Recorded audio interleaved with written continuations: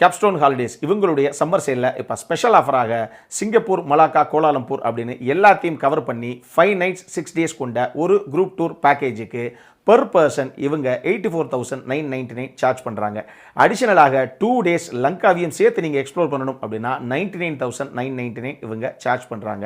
இதிலேயே உங்களுடைய Singapore visa, flight tickets, private transfer, hotel accommodation, breakfast, lunch and dinner, dedicated tour manager, all entry ஃபீஸ்லேருந்து water bottle வரைக்கும் எல்லாமே இதிலேயே cover ஆகிடும்.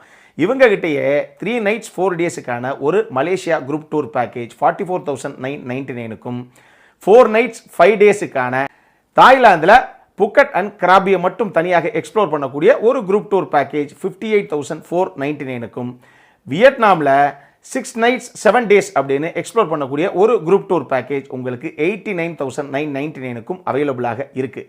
அப்புறம் என்ன, இந்த சம்மர் ஹாலிடேஸில் உங்களோட ஃபேமிலியோட ஒரு இன்டர்நேஷ்னல் ட்ரிப், அதுவும் அஃபோர்டபுள் காஸ்ட்டில் போகணும் அப்படின்னு காத்துட்ருக்க நபர்களாக நீங்கள் மேலே தர்ற நம்பருக்கு கேப்ஸ்டோன் ஹாலிடேஸுக்கு கால் பண்ணுங்கள்.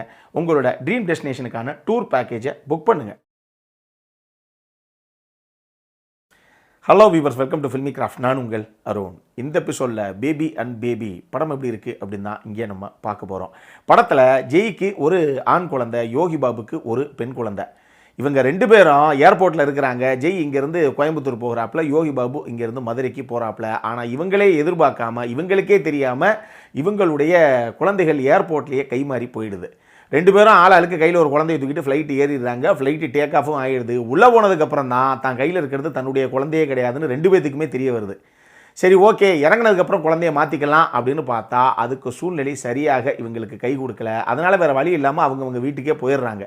இப்போ சத்யராஜ் என் பேரை வந்துட்டேன் அப்படின்னு சொல்லி ஜெய்யுடைய கையில் இருக்கக்கூடிய குழந்தைய தூக்கிட்டு ஒரே குதியாக குதிக்கிறாப்புல.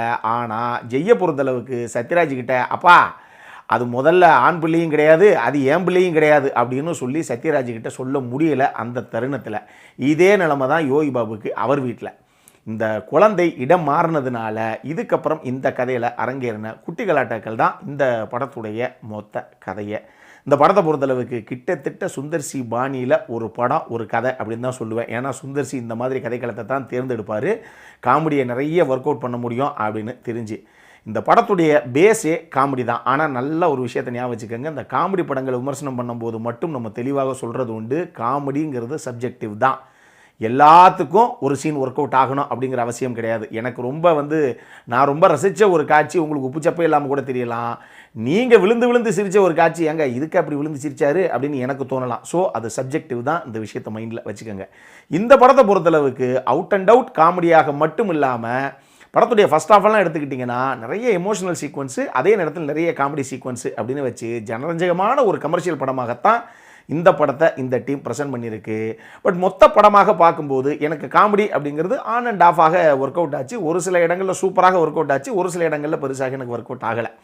ஆனால் அந்த ஒர்க் அவுட் ஆன இடங்களில் செமையாக சில இடங்கள் ஒர்க் அவுட் ஆச்சு. குறிப்பாக சேஷுக்கிட்ட அந்த மொச்சக்கொட்டை பாயாசத்தை கொடுக்குற அந்த ஒரு தருணம், அது தியேட்டரே விழுந்து சிரித்த ஒரு மொமெண்ட் இது. அந்த மாதிரி டெஃபினட்டாக சூப்பராக ஒர்க் அவுட் ஆன ஒரு சில காமெடி சீக்வன்ஸு இந்த படத்துக்குள்ளே இருக்கத்தான் செய்யுது. இன்னொரு பக்கம் இந்த படத்தில் ஜெய், யோகி பாபு அப்படின்னு 2 பேர், பிரக்யா நகரா, சாய் தன்யா அப்படின்னு 2 பேர், சத்யராஜ், நல்கல் ரவி அப்படின்னு சொல்லி 2 பேர், நம்ம ஸ்ரீமன் ஒருத்தர். இது போக மொட்டை ராஜேந்திரன், ஆனந்தராஜ், சிங்கம்புலி, தங்கராஜ் அப்படின்னு சொல்லி நிறைய பேர், எக்கச்சக்கமான ஆர்டிஸ்ட், இன்னும் பல பேர் நான் விட்டுருப்பேன். அவ்வளோ பேர் இருக்காங்க. சொன்னால் 30 நிமிஷம் விமர்சனம் மட்டும் போதுங்கிறதுக்காக இங்கேயே நம்ம முடிச்சுப்போம். ஊறுப்பட்ட ஆர்டிஸ்ட்டு படத்துக்குள்ளே எல்லாரும் முடிஞ்ச அளவுக்கு அவங்க சைடில் எப்படி புல் ஆஃப் பண்ணணுமோ அந்த கேரக்டர் அவங்க புல் ஆஃப் பண்ண ட்ரை பண்ணியிருக்காங்க. பல பேர் நீட்டாகவே பண்ணியிருக்காங்க அப்படின்னு நான் சொல்லுவேன். இதில் இன்னொரு மேட்ரு என்ன அப்படின்னா, டி இமானுடைய இசையில் படத்துடைய முதல் பாட்டு ஒரு பெப்பியான நம்பரு. பட் எனக்கு இந்த படத்தில் ஆரா அமுதேன்னு சொல்லி ஒரு லல்லுபி, ஒரு தாலாட்டு பாட்டு ஒன்று போட்டிருக்காப்புல. செம்மையான ஒரு பாட்டு. அது தாலாட்டு பாட்டு எப்பயும் மெலடி தான், நமக்கு தெரிஞ்ச விஷயந்தான். ஆனால் சிறுத்தை படத்தில் அந்த ஆராரோ ஆரிராரோ அம்புலிக்கு நீ நிகரோன்னு சொல்லி ஒரு பாட்டு ஒன்று வரும் இல்லையா, அப்படி ஒரு பாட்டு நைட்டு போட்டிங்கன்னா தூங்கிடுவோம் நம்ம பிளேலிஸ்ட்டில், நமக்கே தெரியும். அதுக்கடுத்து நான் கேட்ட ஒரு நல்ல ஒரு தாலாட்டு பாட்டு அந்த பாட்டு தான். சூப்பராக இருந்தது அந்த மெலடி நம்பரு. இது எல்லாமே ஒரு பக்கம் இருக்கட்டும். சரி, இப்போ இந்த படத்தில் சொல்கிறப்ப தான் சூப்பராக இருக்கும் போலையே அப்படின்னு கேட்குறீங்களா? அது அப்படி கிடையாது. இப்போ அந்த படத்தில் ஃபஸ்ட் ஆஃப் எந்த அளவுக்கு காமெடியாக எமோஷன்ஸ் ஆகணும் பல விஷயங்களை கலந்து கட்டி சரியான ஒரு கமர்ஷியல் படங்க அப்படிங்கிற மாதிரி ப்ரெசென்ட் பண்ணியிருந்தாங்களோ, செகண்ட் ஹாஃபில் இன்னமுமே இந்த 2 விஷயத்தையும் இன்னும் ஒரு கட்டம் தூக்கலாக கொடுத்துருக்கலாம், கொஞ்சம் சுவாரஸ்யப்படுத்தியிருக்கலாம். ஃபஸ்ட் ஹாஃபில் இருந்த அளவுக்கு ஒரு சுவாரஸ்யம் அந்த படத்துடைய செகண்ட் ஹாஃபில் இல்லையோ அப்படிங்கிற மாதிரி எனக்கு ஒரு ஃபீலு. இன்னுமே கொஞ்சம் ரைட்டிங்கில் இந்த காமெடி சைடும் சரி, கொஞ்சம் எமோஷனல் சைடும் சரி, இன்னுமே பெட்டராக ஒரு சில விஷயங்களை எழுதி அதை ஸ்க்ரீனில் கன்வெர்ட் பண்ணியிருக்கலாம் இந்த டீம் அப்படிங்கிற மாதிரி தான் எனக்கு தோணுச்சு. இன்னொரு விஷயம், இந்த குழந்தை கைமாறின விஷயம் ஒரு குடும்பத்தில் இருக்கக்கூடிய ஒரு குறிப்பிட்ட நபர்களுக்கு ஒரு தருணத்தில் தெரிஞ்சு போயிடும். சரி, தெரிஞ்சவங்களை விடுங்க, தெரியாத நபர்கள் இருப்பாங்கள்ல அந்த குடும்பத்தில், அவங்கள எடுத்துக்கிட்டீங்க. அது யாருன்னு நான் இங்கே ஸ்பாய்லர் கொடுத்து ரிவீல் பண்ண விரும்பலை. அந்த தெரியாத நபர்கள் இருக்காங்க இல்லையா, அவங்களுக்கே கூட எங்க குழந்தையுடைய துணியை தூக்கி பார்த்தா தான் அது ஆண் குழந்தையா பெண் குழந்தையா தெரியும் அப்படிங்கிற மாதிரி இருக்கிற நிலைமையில் நீங்கள் துணியை தூக்கி பார்க்கலாம் தேவையே கிடையாது. இந்த படத்தில் இருக்கக்கூடிய 2 குழந்தைகள், ஒன்று ஜெய்யுடைய குழந்தை, இன்னொன்று யோகி பாபுடைய குழந்தை. ஒன்று ஆண் பிள்ளை, இன்னொன்று பெண் பிள்ளை. ஸோ 2 ட்வின்ஸ் எல்லாம் கிடையாது. முகத்தை பார்த்தாலே உங்களுக்கு தெரியாதா அப்படிங்கிற ஒரு சந்தேகம் ஒன்று எனக்கு வரத்தான் செஞ்சது. டுவர்ட்ஸ் கிளைமேக்ஸில் நான் ஏன் சொல்கிறேன் அப்படிங்கிறது நீங்கள் படம் பாருங்கள் உங்களுக்கு தெரியும். ஆக்சுவலி காமெடி படங்களில் லாஜிக்கே பார்க்கக்கூடாதுன்னு வச்சுக்கோங்களேன், பட் இது லாஜிக்குள்ளேயே சேராதுங்கிற மாதிரி எனக்கு தோணுச்சு. சரி, மொத்தமாக இந்த படம் எப்படி இருக்குது அப்படின்னு கேட்டிங்கன்னா, நம்மளை பொறுத்தளவுக்கு ஒரு ஓகேஷான வாட்ச் இந்த படம்.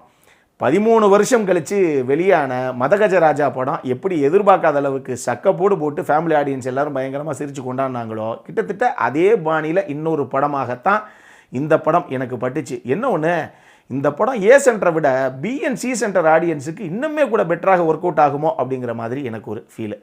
அடல்காரண்ட்டை பொறுத்தளவுக்கு இந்த படத்தில் எதுவுமே கிடையாது. இது தாராளமாக ஃபேமிலியோடு பார்க்கக்கூடிய ஒரு படம் தான். இந்த படம் இப்போ தியேட்டர்ஸில் வெளியாகிருக்கு. அப்புறம் என்ன பார்க்கணும் அப்படிங்கிறவங்க பாருங்கள். இதே மாதிரி இன்னொரு வீடியோவோட அடுத்த முறை உங்களை சந்திக்கிற வரைக்கும் இட்ஸ் அருண் சைனிங் ஆஃப்.